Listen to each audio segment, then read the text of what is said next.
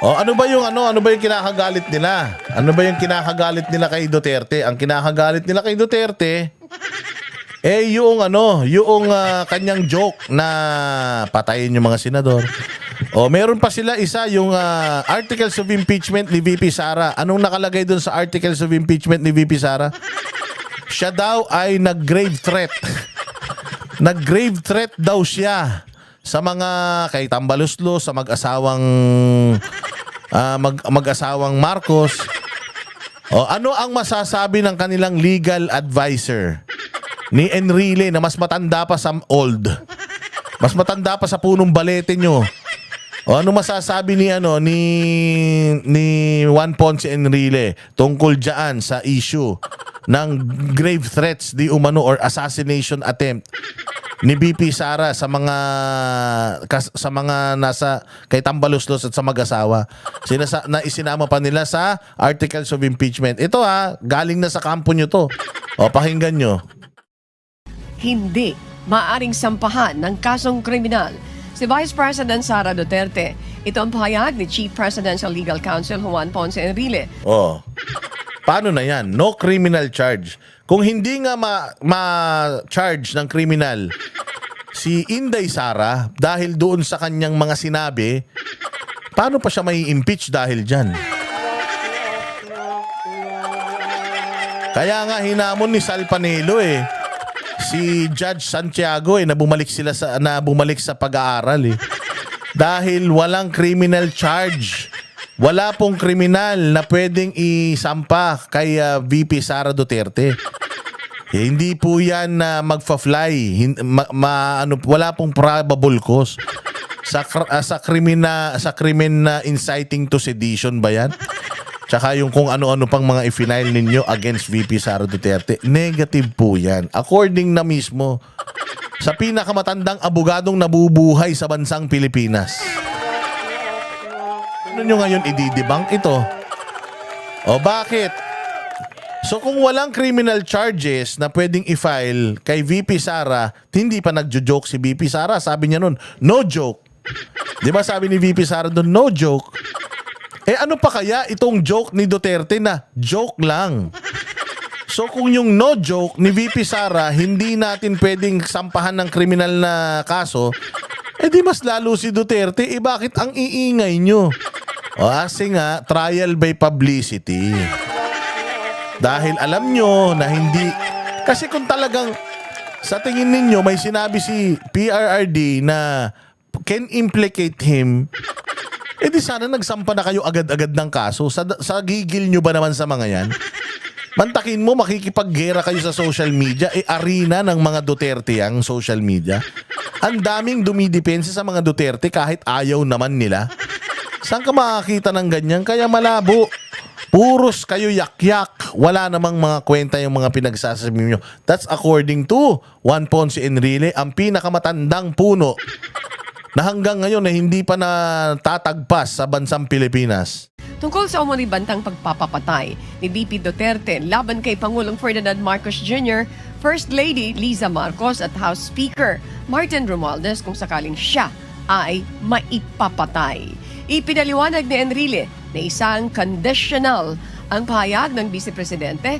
Gayunpaman, ito ay may seryosong implikasyon na sinasabing bawat krimen ay may guilty mind at guilty act. Dagdag pa ng dating Walang kasong kriminal na maaaring isampa laban kay VP Duterte because it is conditional. Conditional po yan, sabi ni Juan Ponce. Alam nga naman, hindi naman ako nagsabi niyan. Wala man ako alam dyan. Pinapakita ko lang sa inyo kung ano yung sinasabi ng mga magagaling ng mga abogado. Sinabi din ni ni Sal Panelo. Hindi ko nga alam Alam ko naman na ito si Santiago napilitan na lang kasi alam din naman ni Santiago na hindi magfa-fly yan Kaya lang bopols tong mga nagsampa ng impeachment, isinama yan Tapos na-impeach pa sa Congress. Wala magagawa ang NBI but to file cases. Pero ang tanong, yung DOJ ba sasakyan ito? Yun ang malaking question mark. Walang ginawang mali si NBI director. Kasi yun ang tawag ng kanyang mga amo. Yun ang sabi ng kanyang mga amo. Isampa mo na yung kaso. O sinampan niya na yung kaso. O ngayon, kung mahina yung ebidensya doon sa kaso na yun, di mabubura lang yun. Kasalanan ba yun ni NBI director? Hindi. Kasalanan niya nung Congress. Minadali nila yung kanila eh. Kasi dapat nauna muna ang NBI na nakahanap ng probable cause ng mga ebidensya bago niya may file yung kaso. Yung problema, nauna na yung Congress, kasama pa sa articles of impeachment, you leave NBI no choice but to file it. Pero kagustuhan ba yon ni NBI director? Wala lang talaga siyang magagawa. It's his job.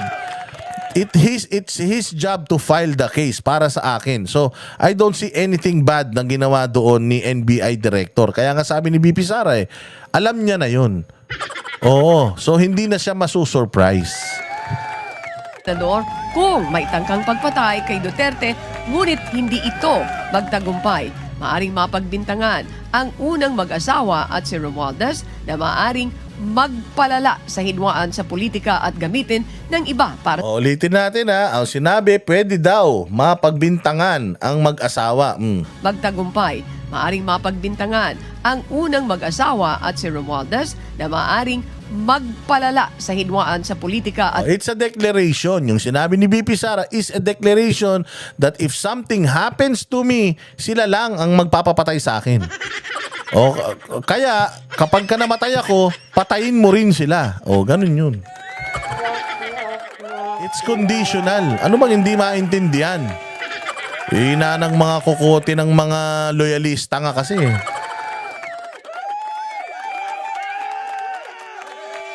Ayan, hindi ba? Malinaw pa yan sa clear. Malinaw pa yan sa sikat ng araw. Yaang balitang yan.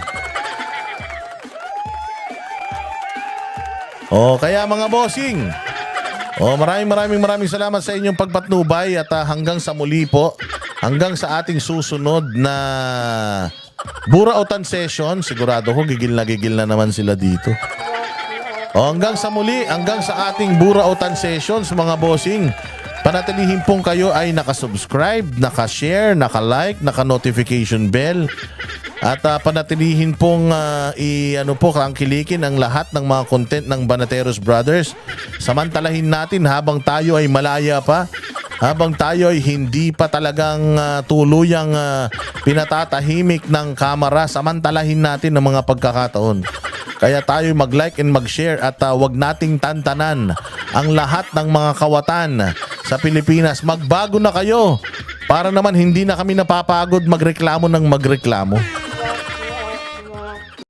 Kami ang boses ng masa, hindi natatakot. Katotohanan lang, di kami nalulunod. Walang bahid ng sismis, lahat ay totoo. Kahit sino ka pa, pag mali ka babanatan ka. Walang pinipili kulay, wala kaming kinikilingan. Basta para sa bayan, kami lalaban. Pagtama palapakan, pag mali banatan. Di matitinag, di matatakot, para sa bayan tuloy ang sigaw. Sa harap ng kamera, walang halong takot. Mga balo